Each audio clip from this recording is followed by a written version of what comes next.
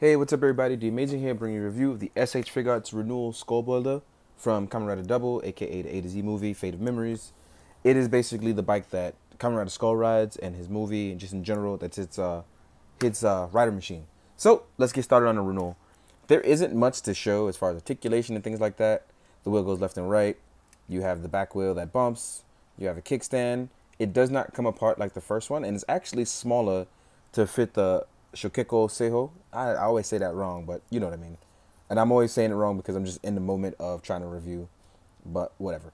Anyway, it looks absolutely stunning. There's a lot of differences between this and the first one. And basically that's what the review is going to be. The first one is actually much larger.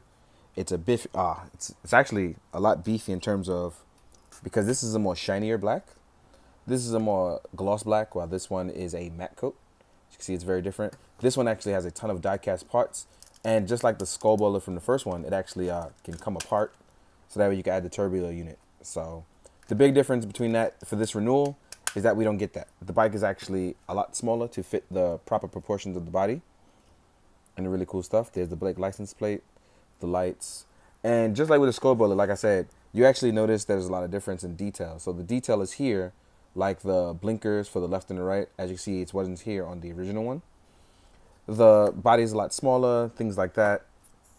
And also, because the first one didn't have it, you actually get a spot for a Tamashi stage. And this one is about to break, so I need to replace this stage soon. But just to show you, there's a spot for Tamashi stage that can actually hold pretty well. So it's not one of those things where it's gonna falter under the weight of its own. Real quick, I'm gonna show what he's like on the bike and how he looks. If he actually looks really good on the bike. Hopefully he does. I haven't had a chance to test it yet. I just jumped straight into it. Also, when using your Skull or your Double, make sure you, oh, not Double, but Joker. For Joker comes with regular bike hands. Meanwhile, Skull really doesn't.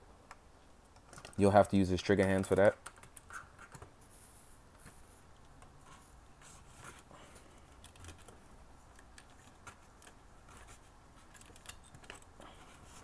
And as you can see, he actually looks really good on the bike. And actually fits really well. So it's not one of those things where you'll think he won't fit really well. He can actually sit back. I just got to extend his arms a bit. Looks pretty well on the bike to me. So I like it. Looks really good. I'm a huge fan of rider machines. I try to collect them all. There's very few that I'm missing. So I was very happy to get a Renewal, considering the first one really didn't fit on the body. The SHF was actually a lot smaller and the bike was a lot bigger, so it just didn't work out. So it's absolutely going to work out here. It looks a lot better. If you look at my previous review for Skull, I actually used the old Skullboilder and he looked pretty good on it. But this one works even better. So I hope to do some really dope photos with it. Don't forget to use your trigger hands for the bike. It also comes with a stage stand right here for the back wheel, so you could do him just standing straight up.